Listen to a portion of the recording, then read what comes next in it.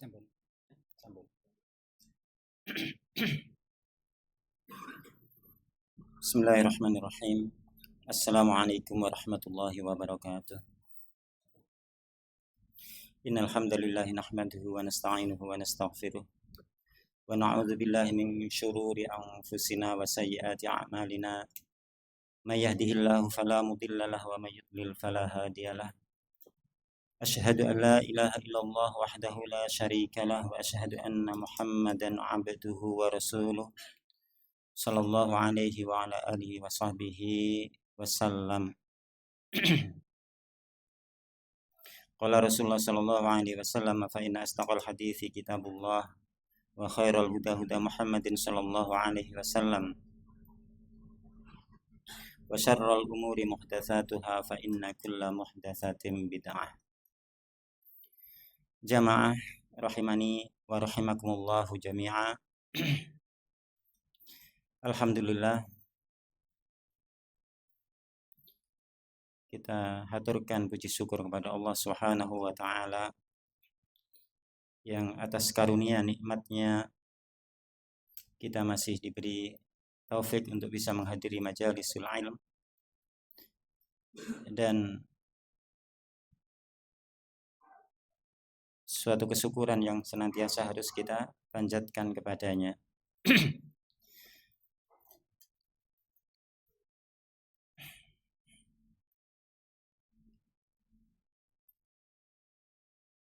Jemaah rahimani wa rahimakumullah, melanjutkan pembahasan kita dari kitab Al-Ikhtiyar li Ahmi Sihahil Adhkar. Pada majelis yang telah lalu telah kita bacakan dua hadis atau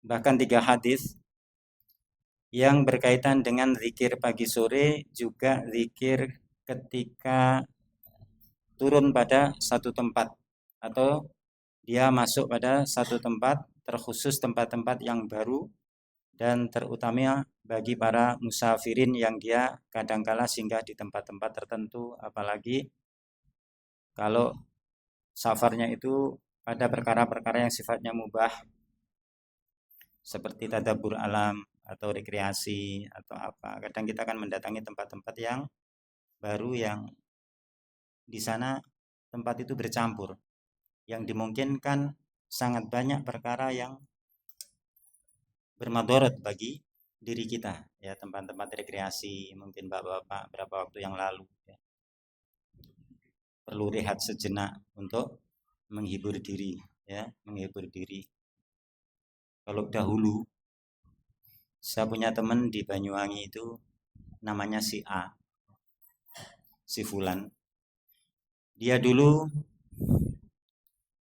si A itu anaknya tinggi, atletis gitu badannya, yo ganteng, yo putih, yo sugih di kabeh-kabeh nih. Dia kerja pada waktu itu menjadi guide, baik guide para turis maupun guide para orang-orang yang punya kedudukan tinggi di negeri ini. Dia waktu itu kerja di suatu pulau yang terkenal dengan keindahannya, yakni Lombok. Ya. Satu buah yang sangat pedas namun indah ketika nama ini dinisbatkan kepada pulau di timur sana. Dan dia bercerita kepada kami, yang ini saya sebutkan sebagai ibroh yang berkaitan dengan arihlah pada perkara mubah, yakni untuk sedikit rehat dari kesibukan hari-hari yang kadang-kadang bikin penat, yakni rekreasi atau piknik. Nah, ketika itu dia menceritakan kepada kita, selain dia menjadi guide para turis yang kulon jenengan mungkin sangat tahu, turis-turis dari negeri barat khususnya itu datang ke Indonesia untuk menunjukkan sisi keterbelakangan daerah mereka. Nah, kebanyakan yang dari negara barat nih ya. Kalau daerah kita alhamdulillah sudah maju, Kalau daerah yang terbelakang itu biasanya seperti zaman kita dulu. Saya ingat kalau lihat beberapa dokumentasi kita di era kemerdekaan ya, atau menjelang merdeka itu kadang ibu-ibu karena sulitnya kain, masih mahalnya kain, langkanya kain, mereka pakaiannya nggak bisa lengkap. Ya. Bahkan di Bali beberapa era generasi itu pun kadang perempuan cuma pakai jari bayi. Kadang-kadang dadanya pun nggak sempat tertutupi. Ya. Karena memang masa-masa masih terbelakang dulu dan alhamdulillah hari ini kita maju. Nah, di negeri di suatu pulau itu kadang datang turis-turis dari negeri barat yang ingin menunjukkan salah satunya keterbelakangan mereka, yakni mereka datang hampir-hampir tidak berbusana, saking sedikitnya kemampuan mereka untuk bisa membeli pakaian yang layak yang bisa menutup tubuhnya. Kadang-kadang mereka hanya mampu membeli OTK, apa ya, membeli sekedar celana dalam atau penutup dada saja. Nah, Mas Fulan ini dulu kerjaannya gitu. Dan kadangkala datang orang-orang yang berkedudukan tinggi dari negeri, mungkin sebagian dari negeri kita, itu datang ke Pulau Lombok. Dan di pulau itu ada suatu tempat pada waktu itu ya, yang jauh dari keramaian, anggap masuk ke hutan.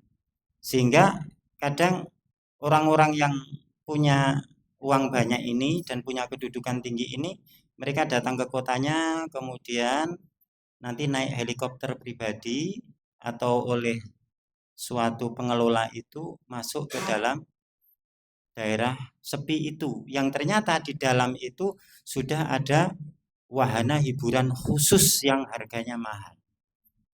Dan di sanalah dia rekreasi.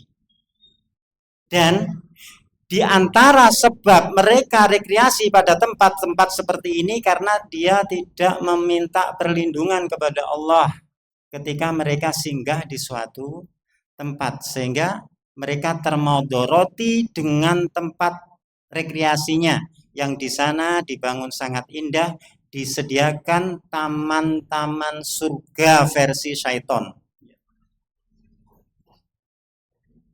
Disediakan aneka minuman yang nggak ada di dunia luar, disediakan aneka perempuan yang tidak selayaknya dikonsumsi di dunia luar. Nah, salah satu hikmah doa yang kemarin kita sebutkan yakni a'udzu bikalimatillahi tammati min syarri ma khalaq. Itu disyariatkan, dituntunkan oleh Rasul Shallallahu alaihi wasallam untuk dibaca ketika turun pada suatu tempat sebagaimana hadis kemarin yang kita nukilkan, yang kita ambil dari luar kitab ini. Kita ulang sedikit, kata Rasulullah Shallallahu alaihi wasallam, man nazala manzilan,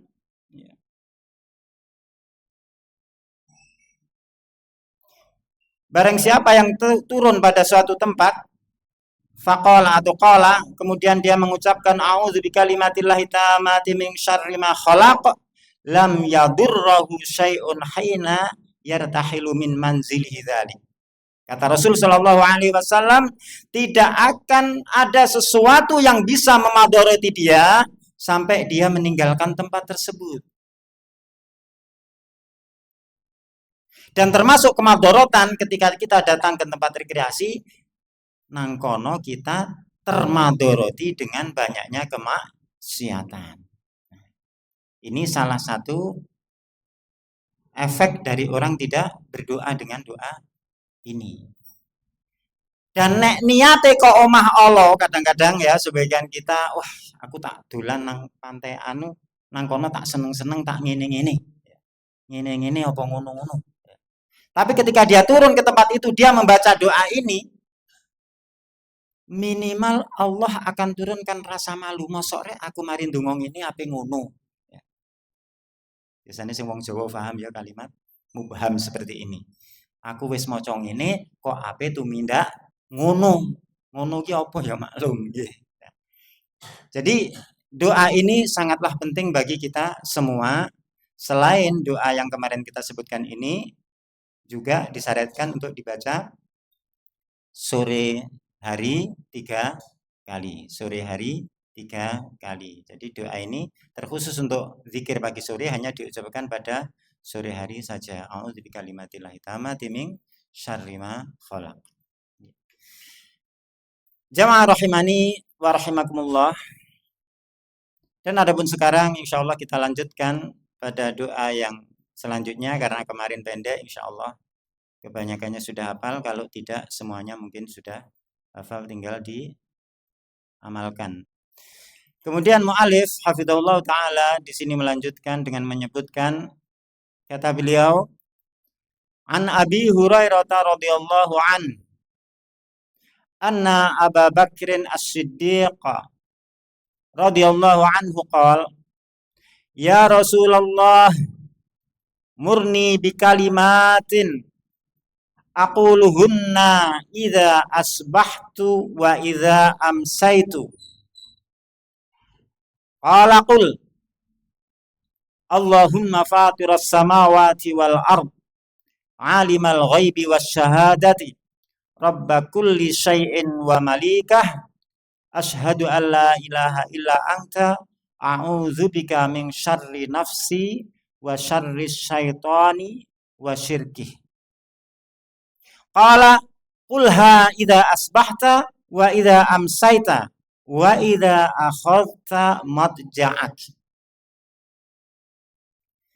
Hadis diriwayatkan oleh Abu Dawud dan juga Tirmizi dan Ahmad dan juga An-Nasa'i serta Ibnu Sunni di dalam kitab Al-Amal atau Amalul Yaum wal Lailah. Dan diriwayatkan pula hadis ini oleh Imam Al-Bukhari di dalam kitab Al-Adabul Mufrad, demikian pula yang lainnya dari jalan Ya'la bin Atha. Dia berkata, sami'tu Amr ibn Asim Ats-Tsaqafi, aku mendengar Amr bin Asim Ats-Tsaqafi yuhadditsu an Abi Hurairah. Dia meriwayatkan hadis dari Abi Hurairah radhiyallahu anhu, yuhadditsu anna Abu Bakrin As-Siddiq. Nah, Abu Hurairah meriwayatkan hadis ini atau menceritakan bahwasanya Abu Bakar As-Siddiq berkata fa dzakarahul hadis. Yakni Abu Bakar menyebutkan hadis ini wa huwa haditsun sahih wa mukharrajun fi sahihil musnad li Sakhina rahimahullahu taala. Dan hadis ini adalah hadis yang sahih serta dikeluarkan oleh Imam Muqbil Al-Wadi'i rahimahullahu di dalam kitab As-Sahihul Musnad. Sehingga hadis ini sahih. Baik, jamaah rahimani wa rahimakumullah. Sekarang kita lanjutkan dengan sedikit menjelaskan serta mengartikan kandungan hadis ini. Dari Abu Hurairah radhiyallahu anhu. Abu Hurairah radhiyallahu anhu, beliau menceritakan anna Abu Bakrin As-Siddiq, bahwasanya Abu Bakar As-Siddiq, masyhur indana man huwa Abu Bakar, okay?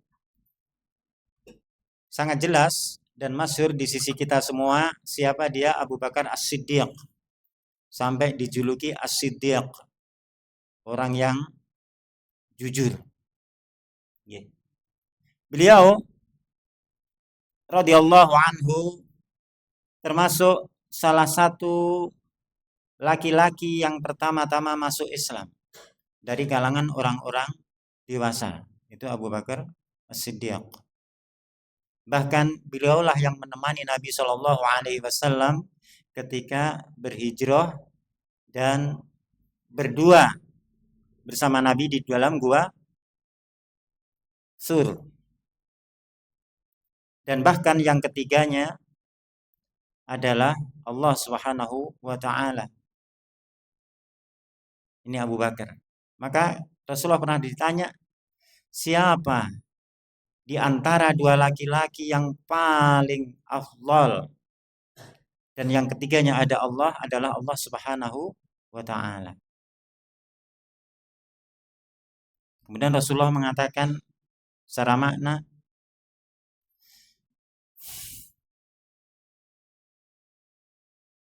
jawabannya tidak seperti lafaz pertanyaannya. namun kandungannya sama. Kata beliau, tidaklah ada harta yang paling bermanfaat bagiku kecuali harta Abu Bakar As-Siddiq. Kata Rasul Shallallahu Alaihi Wasallam. Lalu Abu Bakar menangis mendengar itu. Dan ini mengisyaratkan bahwasanya Abu Bakar adalah orang yang paling afdal di antara dua orang, ya, yakni antara Nabi dan beliau. Dan yang ketiganya adalah Allah Subhanahu wa taala waktu itu yang menemani, yang mengawasi, yang melindungi dua orang yang paling utama di muka bumi ini. Itu salah satu keadaan Abu Bakar As-Siddiq radhiyallahu anhu. Dan dikatakan dalam sebuah hadis Rasulullah Shallallahu alaihi wasallam bersabda, khairu hadhil ummah ba'da nabiyha Abu Bakar summa Umar. Hadis riwayat Imam Al-Bukhari. Kata Rasul Shallallahu alaihi wasallam, sebaik-baik umat setelah nabinya, yakni setelah Nabi Shallallahu alaihi wasallam, orang terbaiknya kata beliau adalah Abu Bakar summa Umar. Abu Bakar kemudian Umar. Jamaah rahimani wa rahimakumullah. Dalam keadaan beliau orang yang paling ditetapkan oleh Rasul Shallallahu alaihi wasallam sebagai orang yang paling mulia. Kemudian Umar, pada saat itu ada kelompok yang mengaku Islam, yang mendakwahkan dirinya, mendakwa dirinya sebagai pecinta Nabi Shallallahu alaihi wasallam, pecinta Ahlul Bait, yang menamakan dirinya Syiah Rafidah. Dari karangan orang-orang kafir yang menisbatkan dirinya kepada Islam, yang dia mengatakan diantaranya syarat masuk surga itu harus mencela Abu Bakar dan Umar.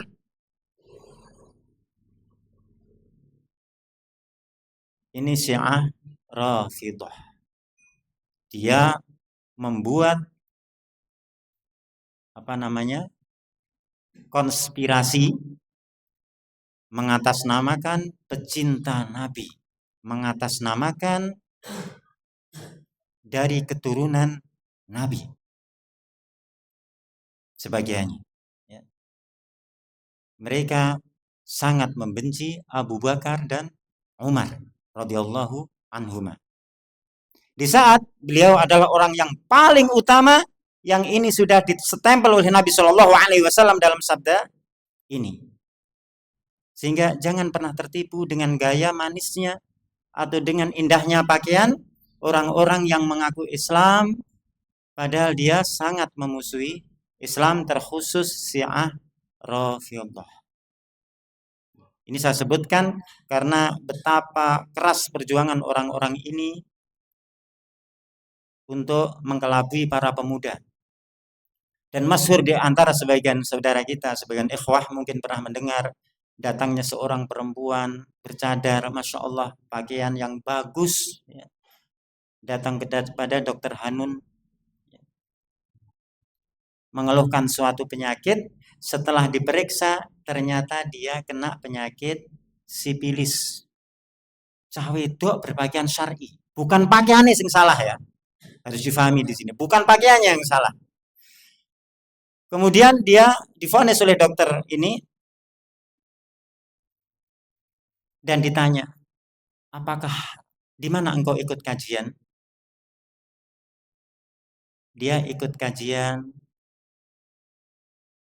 dalam kelompoknya salah satu tokoh komunikasi di Indonesia yang sekarang sudah meninggal, sudah mati, yakni Pak Jalaluddin Rahmat namanya waktu itu.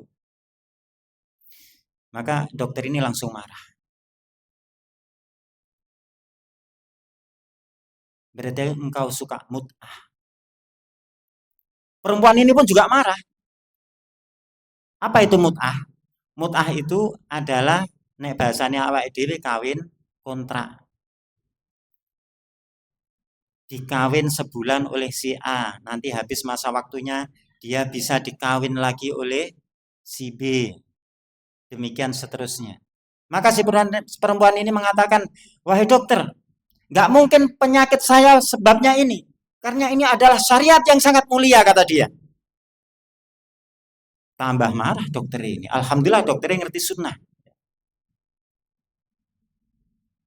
Maka ringkas cerita dokter ini mendorong dia untuk bertaubat meninggalkan agama Syiah Rafidhah. Dan salah satu ajaran Syiah Rafidhah adalah bolehnya nikah mut'ah sampai hari ini. Nah, anak muda banyak terseret dan tergoda dengan iming-iming ini. Bahkan di sana disebutkan oleh kitab-kitab mereka, sapa wonge atau barang siapa nikah mut'ah atau kawin kontrak sekali, pahalanya sekian, 2 kali pahalanya sekian. Dan ajaran ini nyata, bukan hoax. Ya. Ini nyata. Dan ini bertebaran di sekitar kita. Bahkan di negeri kita mereka punya markas-markas yang besar. Ya. Dan mereka berpakaian sebagaimana kita berpakaian. Makanya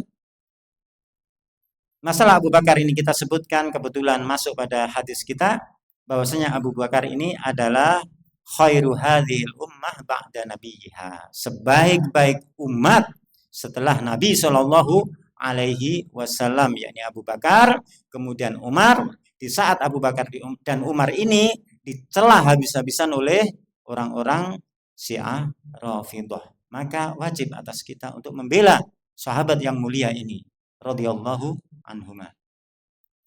Kemudian jamaah rahimani wa rahimakumullah, kata Abu Hurairah menceritakan bahwasanya Abu Bakar As-Siddiq radhiyallahu anhu qol, beliau berkata, ya Rasulullah, wahai Rasulullah, murni bikalimatin, perintahkanlah aku dengan suatu kalimat, aquluhunna idza asbahtu wa idza amsaitu, yang akan aku ucapkan atau amalkan tatkala aku berada di waktu pagi dan tatkala aku berada di waktu sore. Masya Allah, ini Abu Bakar. Jaluk diajari Rasul Shallallahu Alaihi Wasallam di saat Abu Bakar itu generasi mulia, ya. Dan pada era itu Arab itu gudangnya ahli syair Arab. Orang yang mempunyai kemampuan tata bahasa yang sangat tinggi pada era itu. Dan tentunya kalau pengen dongae nggak syair dengan susunan kalimat yang sangat luar biasa, bisa mereka. Tapi bersamaan dengan kemampuan itu, dia malah meminta kepada Nabi Shallallahu Alaihi Wasallam untuk diajari. Kenapa? Karena masalah ini adalah tauqifiyah, sesuatu yang dituntunkan oleh wahyu, bukan ngarang-ngarang. Itu di saat waktu itu kemampuan dalam bahasa itu sangat tinggi. Anehnya, di saat kita sekarang ini yang bahasa itu keadaannya sangat rendah, ya. Bahkan bahasa kita ini mungkin nggak banyak anak muda atau kita bapak-bapak yang bisa berbahasa Indonesia dengan baik dan benar. Kalau eling slogannya zaman Pak Harto, gunakan bahasa Indonesia yang baik dan benar. Tapi seiring dengan itu, betapa banyak doa-doa yang diajarkan Nabi ditinggalkan, malah gawe doa wirid solawat dewi-dewi, yang solawat yang diajarkan Nabi malah ditinggalkan. Sangat ajib, sangat aneh. Di saat Abu Bakar orang terbaik malah jauh ajar dengan Rasulullah, ya Rasulullah, murni bikalimatin aquluhunna idza asbahtu wa idza amsaitu. Perintahkan aku wahai Rasulullah untuk mengucapkan suatu kalimat yang akan aku ucapkan, aku amalkan ketika di waktu pagi dan ketika di waktu sore. Maka Rasulullah mengatakan qala, kata beliau, qul, katakan ya Abu Bakar. Dan kalimat qul ini juga mencakup kita, ya, umatnya dari umat Nabi Shallallahu Alaihi Wasallam. Kata beliau, "Qul," katakan wahai Abu Bakar, "Allahumma fatiras samawati wal ard." Ila akhir, sampai akhir daripada doa. Ya. Kita artikan beberapa kata dalam hadis ini. Allahumma fatiras samawati wal ard. Wahai Allah, sang pencipta langit-langit dan juga bumi. Ya. Dan fatiras samawati wal ard, ya. Kalimat fatiras sama, fatir, yakni dia sang pencipta, maka Allah itu yang menciptakan, yang mengadakan dua makhluk besar ini, yakni samawat, ya, langit-langit dan juga bumi, yang dia ciptakan tanpa ada contoh sebelumnya sama sekali. Dan isyarat bagi kita bahwasanya apa yang Allah ciptakan itu betul-betul dia ciptakan murni darinya. Beda dengan kita yang sekolah begitu tinggi untuk menciptakan suatu produk tertentu atau hasil tertentu, itu kita menciptakannya, namun secara hakiki kita hanya sekedar merubahnya atau mengolahnya. Akan tetapi kita tidak pernah menciptakan benar-benar dari asalnya. Bahkan obat-obat kimia yang bahannya sangat kecil, itu pun kita nggak pernah menciptakan bahannya, karena bahannya sudah langsung dari Allah Subhanahu wa Ta'ala. Kemudian para ahli di bidang farmasi ini berusaha untuk mengolahnya dengan komposisi sehingga terhasilkan berbagai obat yang kita manfaatkan saat ini. Maka dengan kita memahami makna ini, ketika kita mengatakan Allahumma fatiras samawati wal ardi, betul-betul kita punya keyakinan, ya, bahwasanya Allah lah yang menciptakan ini semua, betul-betul dari Allah secara hakiki. Kemudian beliau melanjutkan alimal ghaibi was syahadah, dan zat yang mengetahui perkara yang gaib dan perkara yang nampak. Yang diinginkan dalam doa ini, Allah mengetahui perkara yang gaib dan juga perkara yang nampak adalah ma ghaba minal ibad wa dhahara lahum. Jadi apa-apa, Allah lah yang menciptakan apa-apa yang tersembunyi bagi para hamba. Ya. Jadi Allah menciptakan yang gaib, bukan gaib bagi Allah. Bagi Allah nggak ada yang gaib. Ya. Nampak semua bagi Allah, nggak ada yang tersembunyi. Namun nisbah gaib ini dinisbatkan pada manusia, gaib di sisi para hamba, yang hamba itu tidak mampu melihatnya. Yani Allah lah yang mengetahui perkara yang gaib yang tidak diketahui para hamba, dan juga Allah mengetahui perkara yang nampak bagi mereka. Ini maksudnya alim, Allah Maha mengetahui. Jadi hakikatnya tidak ada yang tersembunyi sama sekali bagi Allah, meskipun itu perkara yang gaib. Kemudian beliau melanjutkan Rabba kulli syai'in wa malikah. Allah itu adalah Rabb segala sesuatu dan pemilik dari segala sesuatu tersebut, yang memiliki, yang merajai, dan yang mengatur hal itu semua. Di sini terisaratkan pada al-asma al-husna, al-asmaul husna, yakni Rabb, ya, di antara nama Allah itu adalah Ar-Rabb. Dan ini juga menjelaskan kepada kita bahwasanya tersyariatkan bagi kita at-tawasul, tawasul. Dan tawasul itu mungkin sudah berulang, tapi tidak salah kita sebutkan bahwasanya tawasul itu hanya berlaku pada 3 hal. Maksudnya dibolehkan tawasul secara syar'i itu dengan 3 hal, ya. Yakni tawasul dengan amal soleh, tawasul dengan nama dan sifat-sifat Allah, ya, Kemudian yang ketiga, tawasul dengan doa orang yang soleh yang masih hidup dalam keadaan mampu. Jadi tawasul itu bukan kepada mayit, ya, bukan kepada orang-orang yang sudah mati. Jadi boleh tawasul itu dengan orang hidup yang punya kemampuan.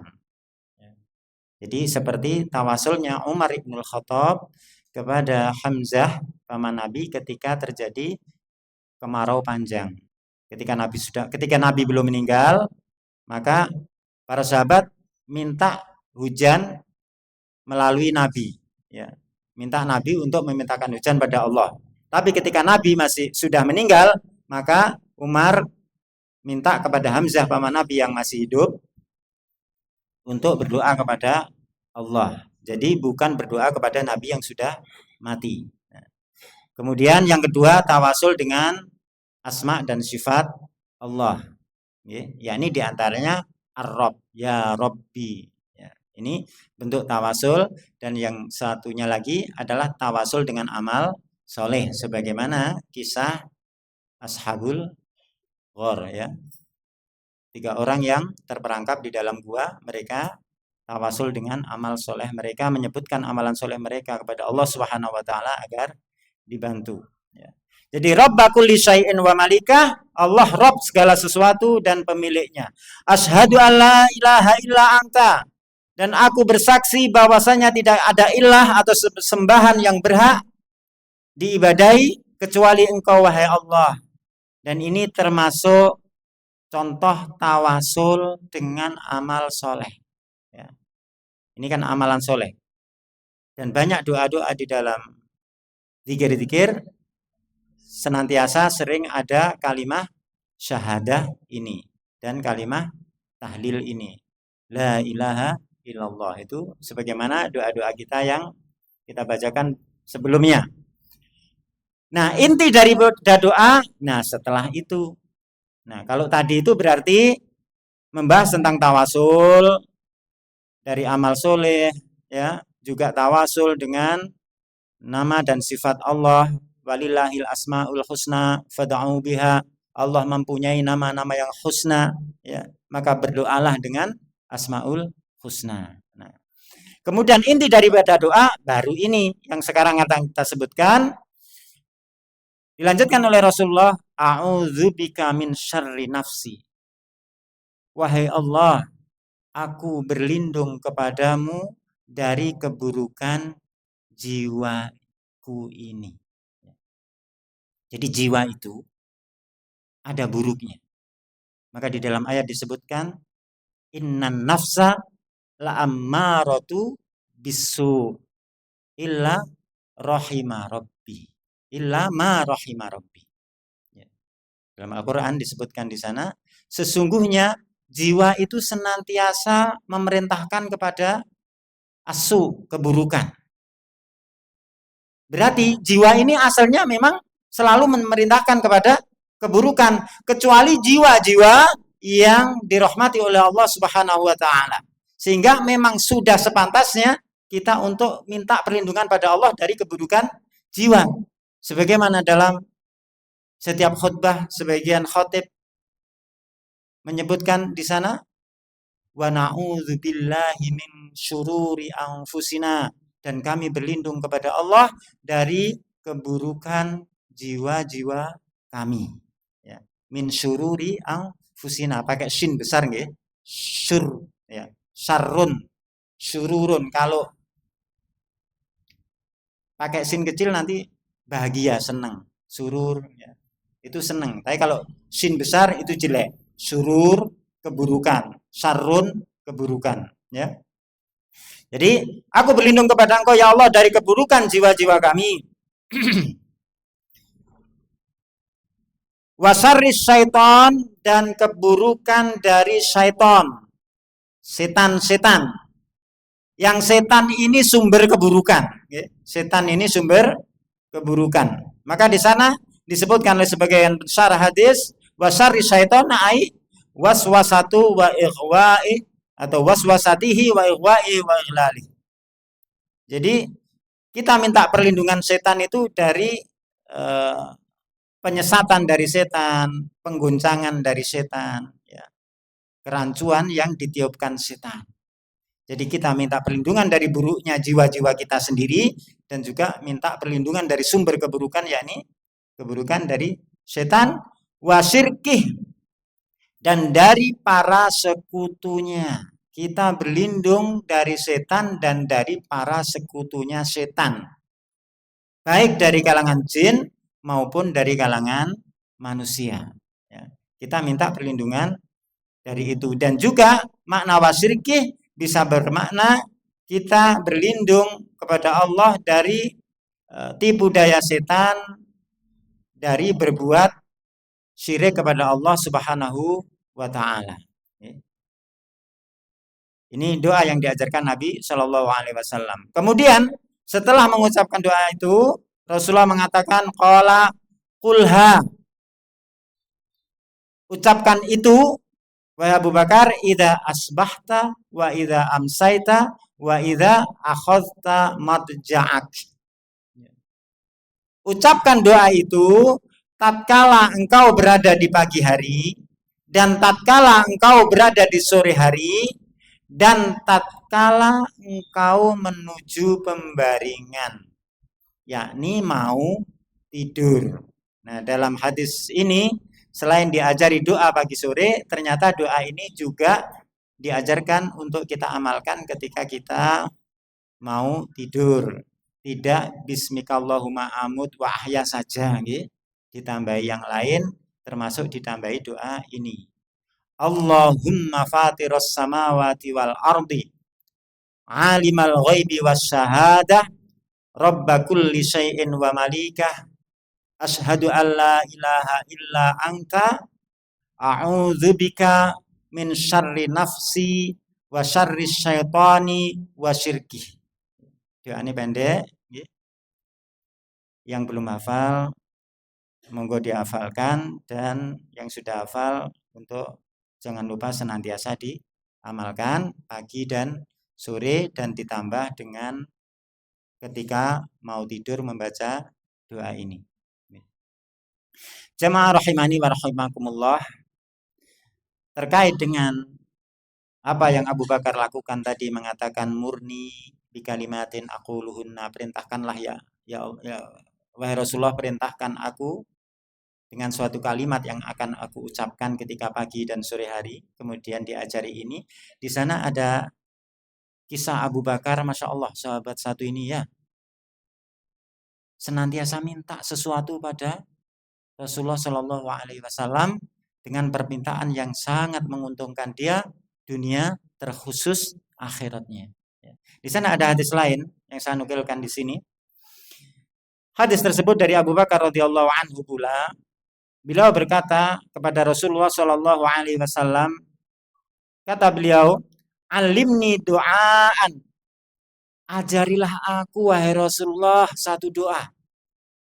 Yang tadi dia minta diperintahkan dengan suatu doa, ternyata dalam hadis lain dia juga minta pada Rasulullah untuk diajari doa. Jaluk api terus. Dan kepada Rasulullah Shallallahu Alaihi Wasallam, kata beliau, wahai Rasulullah, ajarilah aku suatu doa yang aku akan berdoa dengannya fi sholati, di dalam solatku. Qala, kata Rasulullah, kul, katakanlah olehmu, Allahumma inni zalamtu nafsi zulman katsira. Allahumma inni zalamtu nafsi zulman katsira. La yaghfiru dzunuba illa anta. Faghfirli maghfiratan min 'indik warhamni innaka antal ghafurur rahim. Kata Rasulullah Shallallahu Alaihi Wasallam. Nah, doa ini dibaca di dalam sholat ketika menjelang salam. Akan tapi ini kita sebutkan sebagai faedah bahwasanya Abu Bakar itu senantiasa minta kepada Rasulullah Shallallahu Alaihi Wasallam perkara yang bermanfaat baginya. Jamaah rahimani wa rahimakumullah, mungkin itu yang kita sampaikan untuk majelis malam ini, dan jangan lupa doa ini dihafalkan dan juga diamalkan. dan difahami artinya, sehingga ketika mengamalkannya betul-betul terhasilkan suatu manfaat besar di sana. Dan ingatlah bahwasanya Allah menjanjikan kepada kita, ud'uni astajib lakum, berdoalah kalian kepadaku maka akan aku kabulkan bagi kalian doa-doa kalian. Allah sudah janjikan ini. Begitu naif kita bila kita tidak memanfaatkan apa yang Allah janjikan ini. Jamaah rahimani wa rahimakumullah. Nas'alullaha at-taufiq lima yuhibbuhu wa yardah. Naktafi bihadza, subhanakallahumma wa bihamdik, asyhadu an la ilaha illa anta, astaghfiruka wa atubu ilaik. Walhamdulillahi rabbil alamin.